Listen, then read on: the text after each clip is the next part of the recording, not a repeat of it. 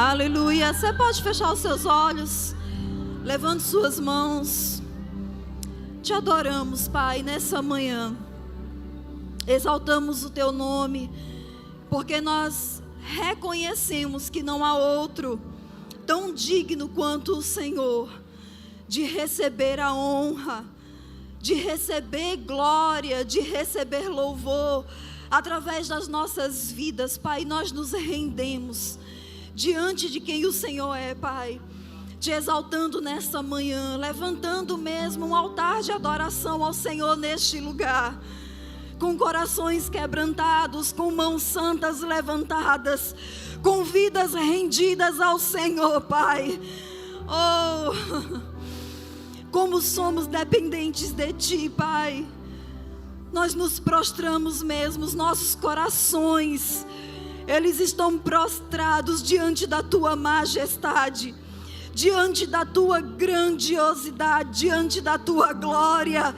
Nós contemplamos, Pai, pela fé, com os nossos olhos espirituais, o Teu trono santo, o Teu trono glorioso, oh Senhor, e nos rendemos diante de Ti. Sim, meu Deus, Tu és digno e não há outro. Não há, Pai, ninguém dos céus na terra, muito menos debaixo da terra, que seja tão digno, que seja tão glorioso, tão maravilhoso. Um Deus majestoso como o Senhor, não há outro igual. Um Deus de amor, o Deus de toda honra, o Deus de toda justiça, o Deus de toda paz. Oh Senhor, Tu és grande. Reconhecemos nessa manhã o quão grande o Senhor é. Pai, te exaltamos nessa manhã, Senhor. Te exaltamos. Aleluia. Aleluia. Glória a Deus. Você pode sentar? Deus é bom. Eu não sei você, queridos, mas desde quando a gente chegou aqui hoje pela manhã, se você está desde o primeiro culto, nós temos visto uma atmosfera tão propícia, de uma presença gloriosa do Senhor no nosso meio. Sabe, eu sei que você não veio aqui hoje pela manhã simplesmente para uma reunião de igreja, mas você veio porque, acima de tudo, você ama o Senhor. E sabe, essa conexão com a presença dEle, queridos, meu Deus, coisas serão movimentadas no nosso meio hoje. Eu creio nisso, amém? Você crê nisso?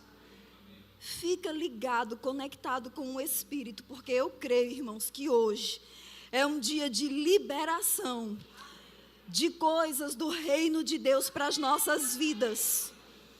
Fica só conectado, não desconecta, amém? Pessoal do louvor, obrigado, vocês são ungidos demais. Então, queridos, nós estamos no mês que nós estamos falando sobre fé. Estamos nos tornando gigantes na fé, amém? E hoje a proposta, que nós recebemos, daquilo que nós vamos aprender à luz da palavra, Rosana já falou muito bem aqui no primeiro culto. Se você não estava, eu quero recomendar você assistir esse primeiro momento, que foi maravilhoso. Ela trouxe instruções poderosas para a nossa vida. E ela começou hoje pela manhã falando sobre alguns inimigos da fé. E nesse segundo tempo eu vou continuar também falando sobre agora outros inimigos da fé, amém? Porque, queridos, abre comigo em Lucas capítulo 18, tem uma passagem que eu acho muito interessante. E eu quero ler com você, porque essa semana o Senhor, Ele tem tratado comigo nisso que Jesus falou aqui nessa passagem. E eu creio que vai ser um questionamento do Senhor para nós hoje pela manhã. Aqui em Lucas capítulo 18, a partir do verso 1, você vai ver que está se contando uma história, Jesus está falando sobre uma mulher que ela tem uma causa e ela quer que um juiz iníquo julgue a causa dela. Esse juiz, o perfil dele era de não respeitar lei, de não respeitar a Deus, de não respeitar homens. Ele era um homem, de fato, maligno. Mas Jesus fala que essa mulher, ela foi insistente. perseverante, para que ele, de fato, julgasse a sua causa, até que esse homem não suporta mais a importunação daquela mulher. E ele diz: rapaz, mesmo eu sendo quem eu sou, eu vou julgar logo a causa dessa mulher para eu me livrar dela. E aí então Jesus, no verso 8, ele fala uma coisa interessante. Jesus diz assim: olha, digo-vos que depressa lhes fará justiça, falando sobre Deus. Aí ele então faz um questionamento, e olha que interessante, irmãos. Ele diz: contudo, quando vier o Filho do Homem, achará porventura fé na terra? Veja o que a Bíblia, a mensagem diz sobre esse mesmo versículo, diz assim: mas a pergunta é, quanto dessa fé persistente o Filho do Homem vai encontrar na terra quando voltar? É um bom questionamento esse, não é verdade? Eu, quando li essa passagem, irmãos, isso se levantou dentro de mim e eu comecei a fazer um raio-x da minha fé. Eu comecei a localizar em que nível ela estava, quais eram as suas deficiências. E sabe, irmãos, no corpo de Cristo nós temos visto pessoas frustradas na fé. E por que essas frustrações têm acontecido? O que é que tem ocasionado, né, esse tipo de comportamento com algumas pessoas? Porque a gente vê que essa mulher estava lidando com um homem mau. Mas mesmo lidando com um homem mau, ela ia até ele e dizia: julgue a minha causa, resolva o meu problema. Mesmo não confiando no caráter daquele homem, mas ela sabia que ele tinha o poder para fazer aquilo. Jesus, ele nos exorta: olha, a nossa fé, ela tem que ser perseverante como essa dessa mulher. Não importa a circunstância, não importa com o que eu e você nós estamos lidando, a nossa fé precisa ter a mesma linguagem sempre. Amém? Nós não podemos, irmãos, começar o dia como Vânia está nos exortando. Que manhã gloriosa de exortação, irmãos. Se a gente pegar o que Vânia nos falou hoje pela manhã, eu e você vamos voar em 2023. Amém? A instrução que ela nos trouxe como mãe mesmo de vida, de oração. E sabe, querido, se eu e você perseverarmos e começarmos o nosso dia e mantermos o nosso dia com a mesma linguagem, com a mesma forma de falar, nós vamos obter os resultados dos nossos posicionamentos. Amém? Agora, veja bem, eu sei que algumas pessoas, quando elas ouvem a questão dos ensinos da fé, elas logo fazem uma associação. Mas olha, você precisa entender, eu estou passando por um momento de luta. Olha, é uma luta, é uma prova, é um sofrimento. Estou passando pela prova, mas estou dando glória a Deus, né? Algumas pessoas pegam esses jargões que tem por aí afora. Mas sabe, irmãos, biblicamente o que nós aprendemos é o que Paulo ele nos ensina em 1 Timóteo. Abre aí, por favor. A gente vai ler bastante versículo agora nessa manhã, amém? Vai ser um tempo agora de ensino para a gente poder avançar no que Deus tem para nós hoje. 1 Timóteo, capítulo 1, verso 18, 19 diz: este é o dever de que te encarrego, ó filho Timóteo, segundo as profecias de que antecipadamente foste objeto. Aí o que é que ele diz? Combate, firmados nelas, o bom combate. Firmados em quê? Nas profecias. Ora, se Deus falou algo para você, segura isso. E é aí que Paulo fala sobre um combate que se torna bíblico para nós. Qual? O bom combate da fé. Amém? Qual é o bom combate da fé? É eu pegar a palavra e me manter firme naquilo que Deus falou e não abrir mão disso. Amém? Aí você vai ver em 2 Timóteo capítulo 4, verso 7, avança só um pouquinho. Paulo ele vai dizer então agora para Timóteo: combati o bom combate. Algumas pessoas podem olhar para as pressões que Paulo passou na vida dele, de perseguições, de açoites, de naufrágios, e dizer: olha aí quanta luta. Enquanto alguns podem chamar isso de luta, Paulo chamou de o bom combate da fé. Por quê? Porque mesmo passando por situações adversas, ele sabia: no final delas eu sei quem vence. Eu sei qual é o resultado final. Ei, deixa eu dizer uma coisa para você. O que você está passando hoje, você já sabe o resultado final. Qual é, Haline? Vitória. Amém. Veja, queridos, em 1 Timóteo 6,12, Paulo mais uma vez diz: combate o bom combate da fé. Amém? Então a gente vai ver que o combate que eu e você estamos lutando hoje, vamos usar essa palavra, é o bom combate no que diz respeito à fé. Aí algumas pessoas elas ficam, mas Haline, Satanás é poderoso. Satanás, ele é astuto. Satanás tem as suas armas. Ele pode ter tudo isso, queridos, mas nós temos autoridade. E uma coisa, Satanás e seus demônios, eles sabem. Ele é um general vencido. Amém? Eu gosto muito de um livro chamado Caçadores de Deus. Não sei se você já leu esse livro, mas ele é um livro um pouquinho antigo, do Tom Tinney. E nesse livro ele começa relatando algumas coisas. E uma das coisas que ele fala é que os demônios sabem que eles possuem um general vencido. E quando um crente se levanta, como Vânia falou aqui, em oração, exercendo a sua autoridade, o general deles dá um comando para eles e diz: demônios, vamos colocar os capacetes, porque vai vir coisa aí. Não, irmão, você não acreditou nisso não, mas você vai acreditar até o final dessa ministração. Sabe o que isso quer dizer? Que quando você, irmãos, exerce a sua autoridade, quando você combate o bom combate da fé, o diabo sabe que ele precisa sair, ele precisa tirar as patas dele, ele precisa recuar nas suas ações, porque você decidiu se posicionar. Oh, aleluia! Veja, eu quero que você vá comigo, por favor, para 2 de Pedro. Nós vamos falar sobre alguns inimigos da fé. O primeiro deles que eu quero falar para você, queridos, dos inimigos da fé, é a falta de compreensão do que significa ser uma nova criatura em Cristo. A falta do entendimento da revelação de quem nós somos em Cristo, nos conduz a ter uma fé debilitada. Veja, 2 Pedro, capítulo 1, verso 4, diz assim: pelas quais nos têm sido doadas as suas preciosas e muito grandes promessas, para que por elas vos torneis o quê?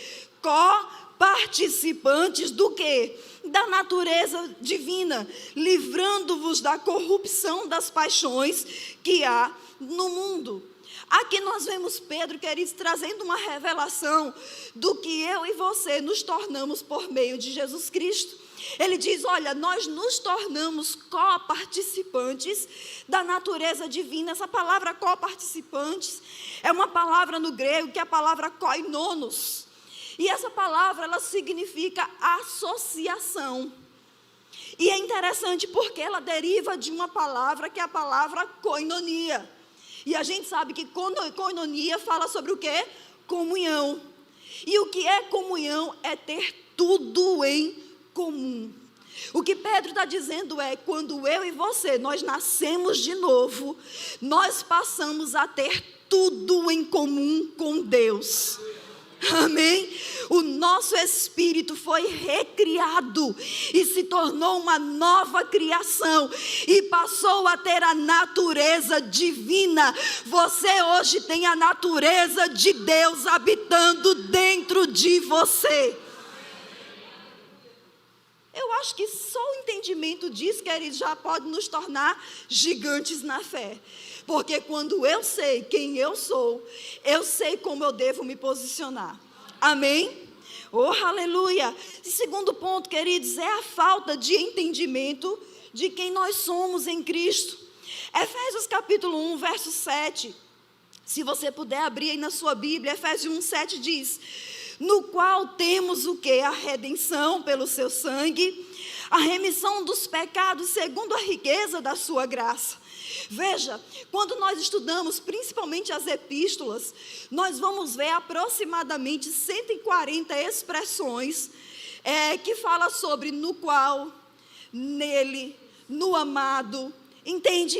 E essas expressões não é para preencher espaços de coisas que, por exemplo, Paulo escreveu, não. É uma revelação de uma realidade espiritual. Eu e você, nós estamos em Cristo. Amém? Nós somos o corpo dele aqui nessa terra.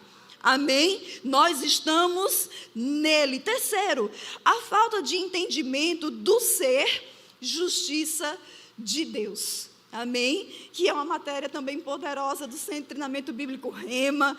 Se você pode estudar, estuda e aprenda sobre esse assunto glorioso. Pastor Samuel está ali, professor top da matéria Justiça de Deus. Amém?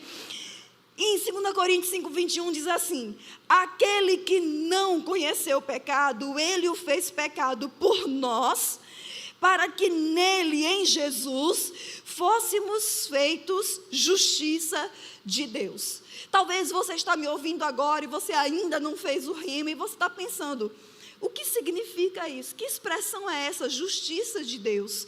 Justiça de Deus, queridos, de uma definição muito simples, biblicamente falando, que nós entendemos, trata-se do homem voltando ao seu estado original, que ele foi criado.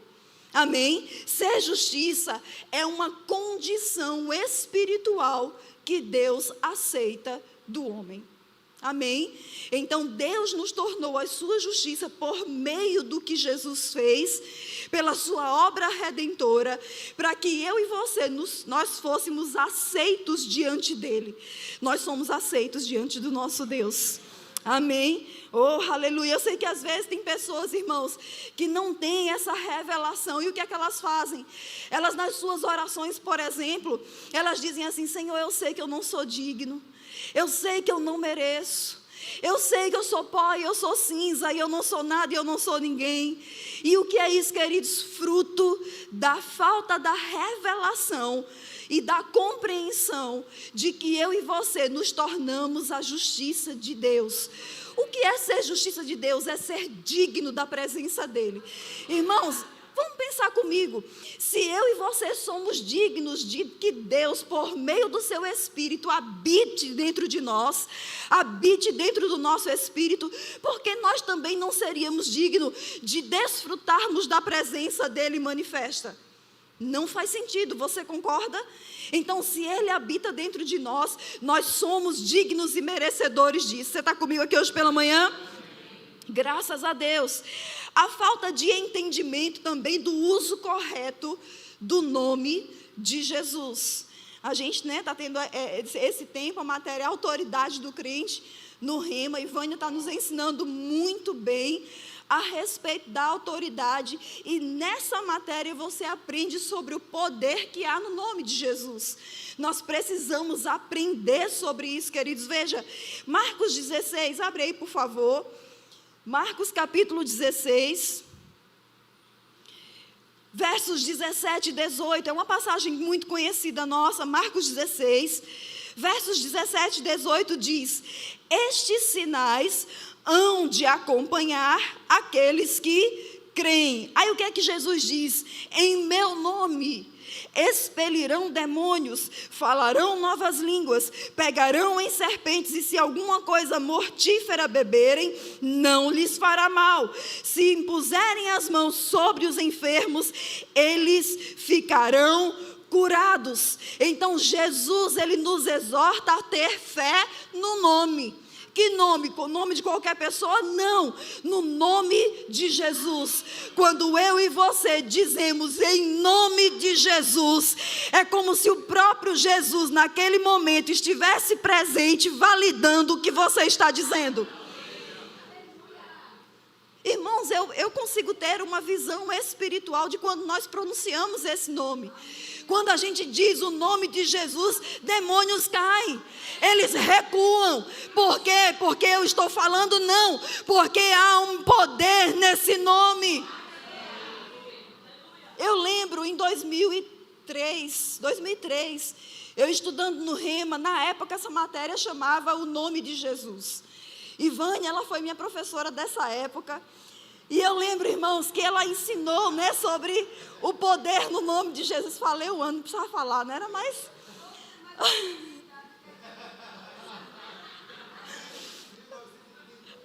Rosana ainda foi antes, não foi, Rosana? E aí, queridos, eu lembro que ela ensinando sobre o nome de Jesus, eu nunca tinha ouvido sobre esse ensino. Eu nunca tinha aprendido sobre isso. O nome de Jesus, para mim, era o nome de Jesus como uma pessoa qualquer. Eu não entendia o poder que estava investido nesse nome. E eu lembro de uma aula que Vânia foi ensinando sobre os nomes redentivos, falando sobre o poder do nome de Jesus.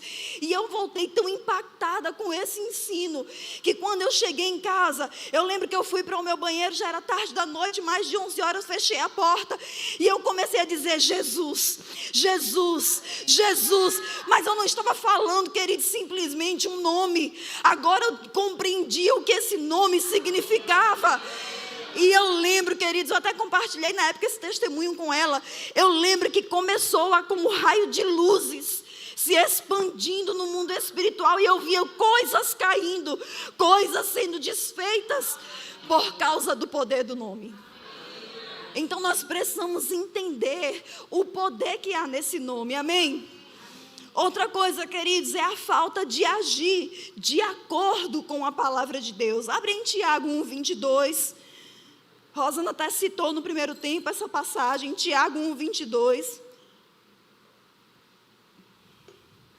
Diz assim: tornai-vos, pois, praticantes da palavra, e não somente ouvintes, enganando-vos a vós mesmos. Amém? Olha que exortação desse pastor poderosa. Ele diz, não só ouça a palavra, mas aquilo que você ouvir, decida praticar. Amém? Eu achei interessante que quando eu estava em Campina Grande em 2005, numa ministração, o pastor João Roberto, ele disse uma frase que me marcou e até hoje eu carrego ela comigo. Ele disse assim, olha, o galardão de uma ministração está na prática. Sabe, irmãos, uma ministração não é para eu e você ficarmos encantados e dizer, meu Deus, quanta frase bonita, que performance tão maravilhosa, que eloquência no falar, que oratória, né, tão gloriosa. Não, sabe, a gente tem que ouvir como sendo uma verdade, e é a verdade porque é a palavra de Deus, e sair com uma disposição de praticar. É isso que Tiago está nos exortando aqui.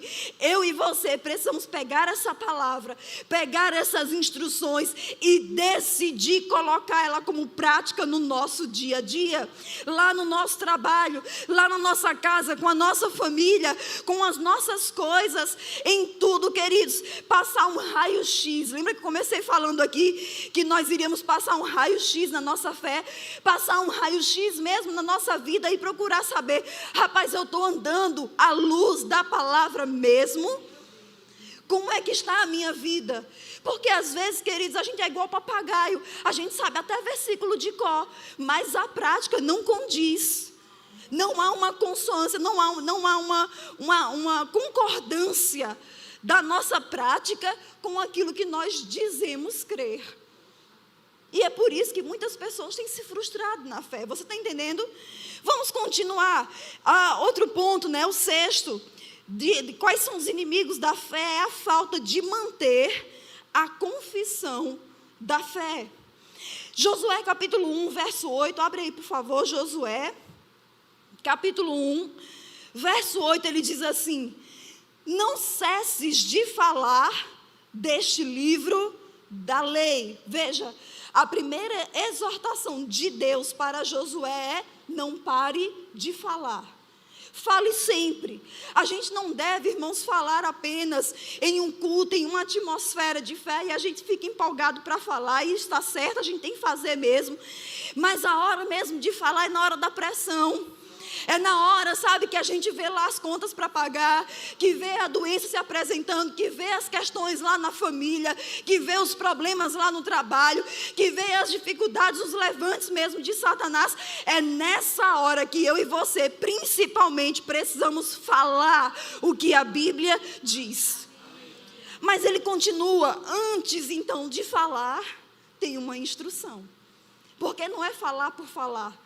Não é só abrir a boca e sair falando. Não, ele diz, olha, antes, medita nele dia e noite, para que tenhas cuidado de fazer segundo tudo quanto nele está escrito. Então farás prosperar o teu caminho e serás bem-sucedido. Veja, ele diz, você não deve parar de falar, mas antes de falar, medite. Pondere, considere. E é interessante porque Vânia, esses dias ela pregou aqui para nós falando sobre essa palavra meditar, e eu fiquei impactada com as instruções que ela trouxe. Ela dizendo que meditar, né, no hebraico, vem de uma palavra que significa gemer, rosnar, resmungar, rugir, imaginar, refletir, proferir, murmurar. Quem lembra disso? Que Vânia trouxe as instruções aqui. Veja, a gente percebe que ele diz assim, medite na palavra de dia e de noite, para então você poder falar. Aí o que é que ele traz como instrução a respeito do que significa meditar? É você ser pressionado pelas circunstâncias, pressionado pela dor da doença, pressionado pelas questões emocionais dos problemas. E nesse momento, queridos, que a palavra saia de nós, nem que seja num resmungo, nem que seja numa murmuração, num rosnar, num rugir como um leão. Você entende? É o que vai sair de dentro de nós. Mas para sair de dentro de nós tem que ser colocado. Entende? E na hora que a pressão financeira chegar, eu e você não ceder, querido, deixa eu dizer uma coisa para você, incredulidade não se fala nem por brincadeira.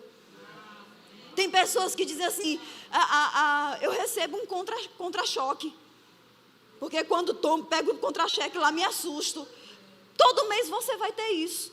Queridos, quando alguém fala em incredulidade comigo, eu confronto. Eu digo, pronto, você vai ter o que você vai ter. Mas eu estou brincando. Creio que não se fala incredulidade nem por brincadeira. Sabe por quê? Porque isso se torna hábito.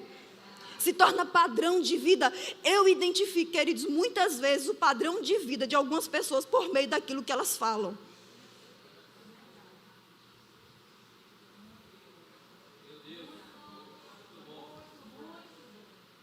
Você está entendendo isso? Oh, glória a Deus, vamos avançar que o negócio está ficando bom, eu penso. Vamos avançar. Outro ponto, queridos, e é o maior de todos. Se a gente pode considerar algum maior, esse é o maior de todos. Chama-se dúvida. Amém? Esse é o maior inimigo da fé. Dúvida, abre comigo em Mateus capítulo 14, por favor. Eu quero já ler essa passagem com você. A gente está pertinho de encerrar, porque nós vamos fazer aqui algumas coisas, amém? Antes de a gente encerrar esse momento. Mateus capítulo 14, versículo 28. Mateus 14, 28 diz assim: respondendo-lhe Pedro, disse: se és tu, Senhor, manda-me ter contigo por sobre as águas. E ele disse: vem. E Pedro, descendo do barco, andou por sobre as águas e foi ter com Jesus. Reparando, porém, na força do vento, teve medo e começou a submergir, gritou: salva-me, Senhor. E prontamente Jesus, estendendo a mão, tomou e lhe disse: homem de pequena fé, por que duvidaste? Eu sei que essa história, queridos, ela é bem conhecida nossa. E o que é que nós vemos aqui? Nós vemos uma situação onde Jesus ele estava vindo andando sobre as águas para se encontrar com os seus discípulos que estavam no barco. Eles se assustam, mas logo prestam atenção que se tratava de Jesus. E Pedro, né, Pedro é ousado na fé, né? Quando Pedro vê Jesus andando sobre as águas, ele diz: Senhor, se é o Senhor mesmo que está andando sobre as águas, me lança aí uma palavra, né? Manda que eu vá ter contigo. Jesus disse: vem.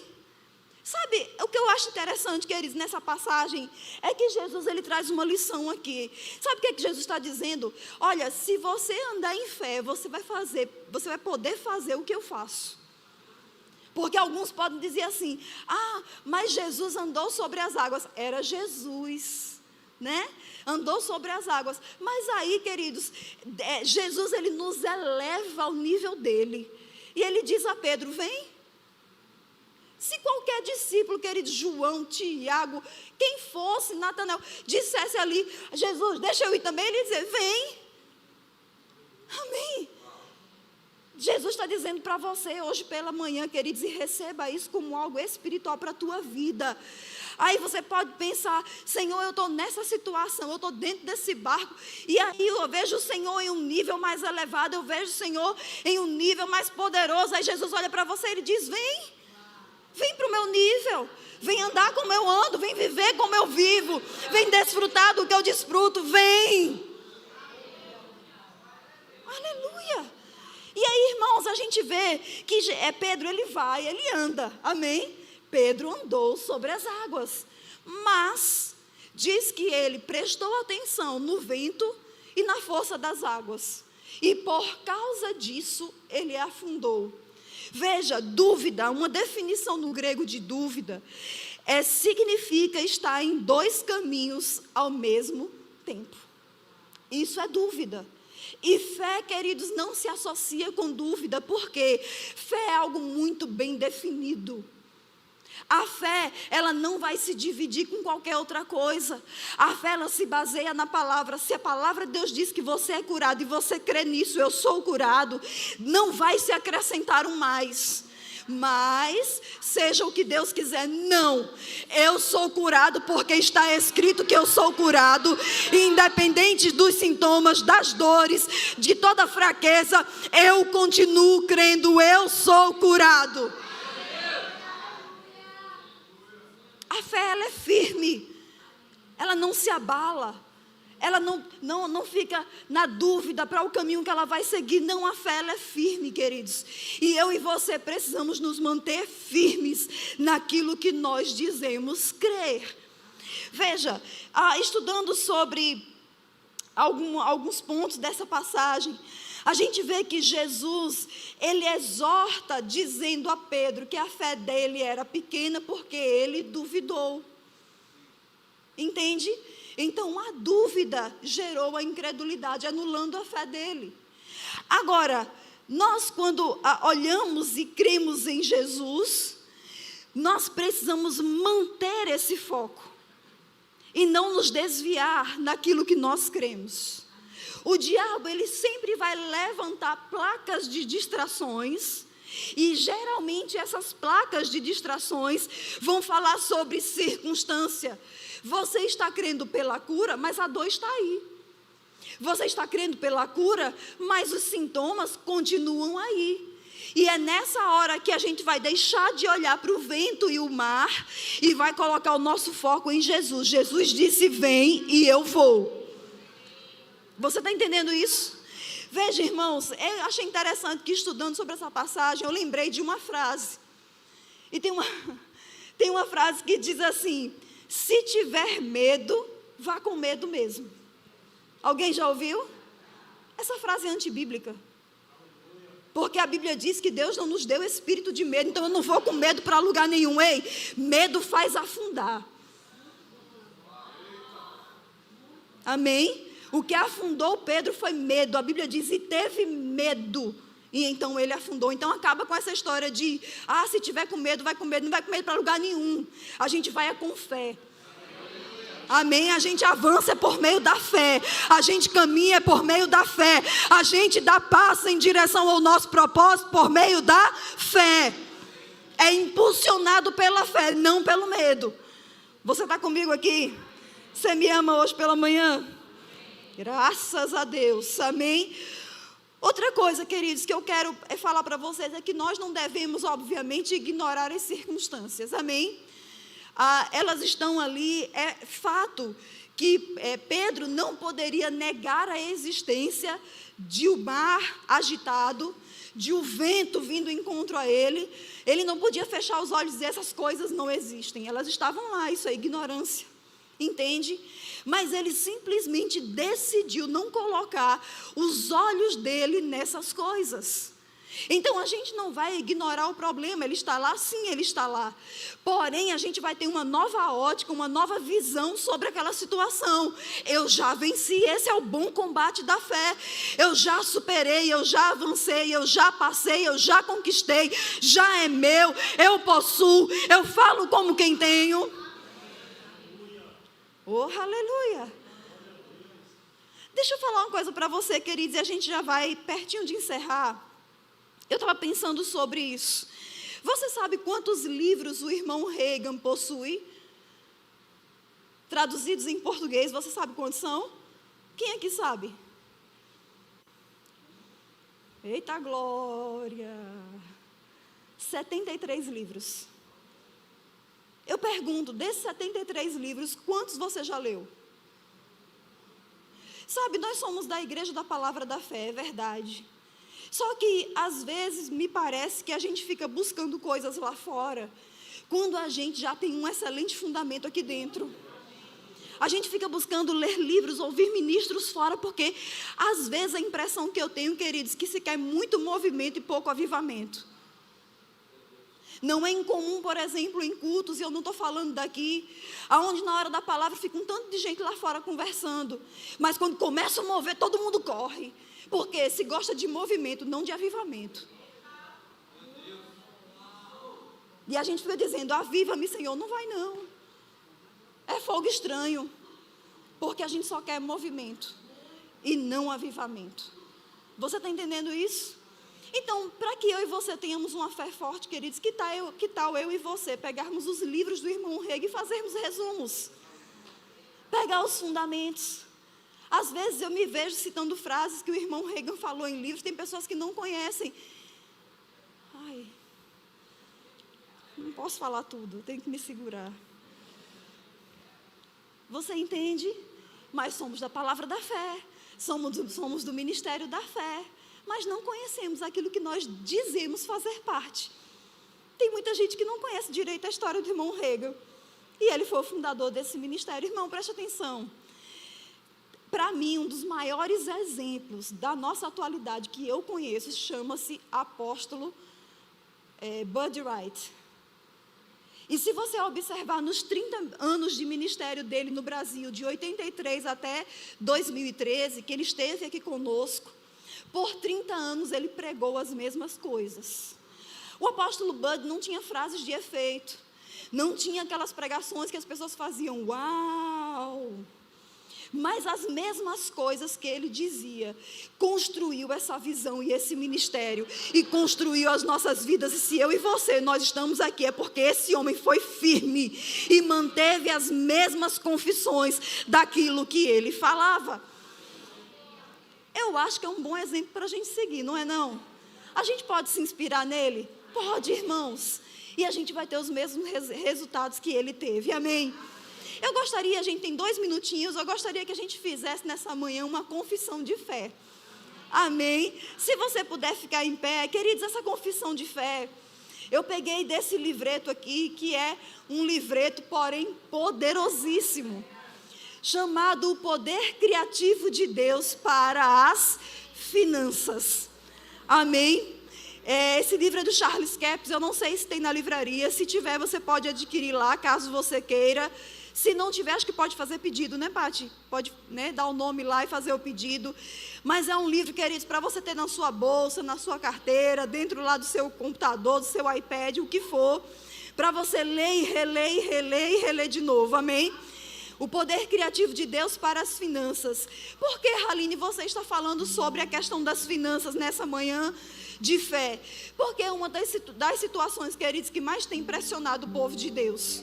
Aí sabe o que é que você vai fazer agora pela manhã em fé? Você vai misturar fé na sua confissão. Amém? Você não só vai falar, você vai juntar fé aí. Você vai colocar fé na sua confissão e você vai empurrar essas pressões financeiras que têm tirado o seu sono, que têm tirado a sua paz, que têm ditado o seu comportamento, inclusive dito para você o que você pode e não pode fazer. Você vai hoje, por meio da confissão de fé, empurrar essas coisas para longe. Amém? Cadê, Eduardo? Você pode colocar aí, por favor? Nós vamos ler juntos, amém? Você pode ler comigo, pessoal do louvor, se puder vir para cá o restante. Vamos lá? Em nome de Jesus e na autoridade da sua santa palavra, declaro essas dívidas totalmente pagas. Dívidas, eu falo com vocês em nome de Jesus. Sejam liquidadas e desapareçam, desmaterializem-se e deixem de existir. Próximo. Agora declaro que todas as minhas dívidas, financiamentos e contas estão totalmente pagas, canceladas e dissolvidas. Oh, aleluia! Próximo. Deus, a tua palavra diz que tudo que eu ligar na terra será ligado no céu, e que tudo que eu desligar na terra será desligado no céu.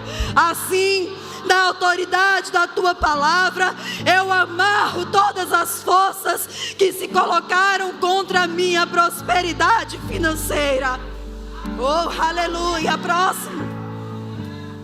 Deste modo, declaro nulas, sem validades e impotentes todas as maldições contra mim.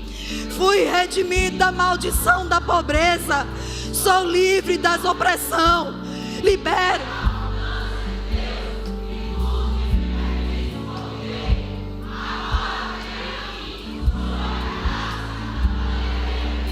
Aleluia. Próximo.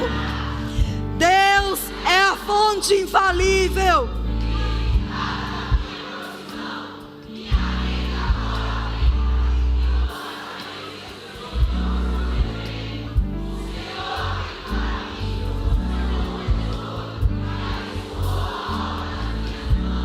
Ele ordenou a bênção sobre mim, no meu celeiro e tudo o que eu faço. Próximo. Não há falta, porque o meu Deus supre todas as minhas necessidades, segundo a sua riqueza em glória por Cristo Jesus.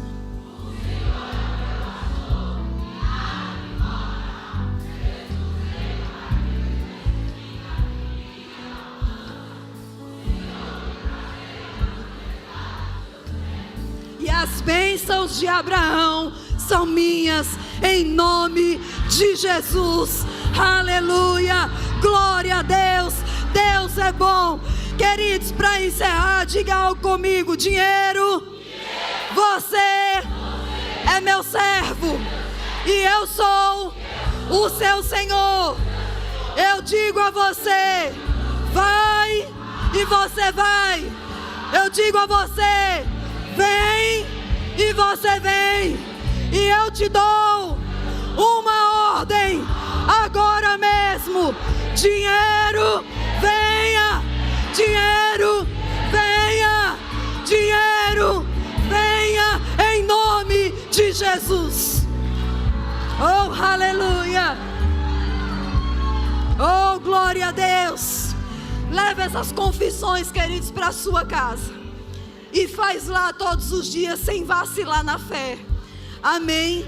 Se você está aqui hoje pela manhã e você nunca confessou Jesus como Senhor e Salvador da sua vida, e você ouviu, né, essa ministração agora pela manhã, a palavra do Senhor te alcançou, e você quer fazer, né, essa aliança, esse compromisso, ter esse relacionamento mais profundo com Deus. Então, se você está aqui hoje pela manhã e você nunca confessou Jesus como Senhor e Salvador da sua vida, mas você quer fazer isso, levante a sua mão aí onde você está e nós vamos orar por você. Tem alguém hoje pela manhã que quer entregar a sua vida a Jesus? Eu quero fazer uma pergunta para você. Se você morresse hoje, de repente uma tragédia acontecesse com você, em nome de Jesus não vai, e você morresse hoje, você sabe para onde você iria, o seu espírito? Só existe dois caminhos, céu e inferno. Ou uma vida com Deus, ou uma eternidade com o diabo. Não há um outro caminho. Jesus disse, olha, eu sou o caminho, a verdade e a vida. Ninguém vem ao Pai, a não ser por mim. Então Jesus, Ele é o caminho que dá acesso a Deus. Então, se você está aqui hoje, você quer receber Jesus, nós queremos orar por você. Por gentileza, levante sua mão aí, faz um sinal para mim aonde você está, e nós vamos orar por você. Ou você que está afastado, a gente não quer saber a razão do seu afastamento, a gente quer te receber de volta. Então, se você está aqui, você quer renovar sua aliança com o Senhor, você quer voltar para os caminhos do Senhor, levante também a sua mão e nós vamos orar por você. Tem alguém aqui que quer voltar para Jesus ou receber Jesus? Todos salvos? Amém. Glória a Deus então, pastor.